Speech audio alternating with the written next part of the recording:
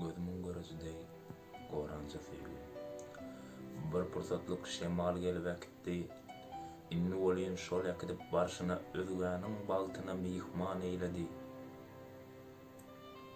Indi gözlerimden çykan ýaş bilen ýatlap oturyn çağalyk günleri ah bir pursatlyk şemalyň oýny maňa hasratlary hosar eýledi. Gidipdir. Elimdäki pursatym al şapalynyň doguşydek täsinim derek boýlym bugün özgän bagtyny bedäp otur. Ýaşmak bilen.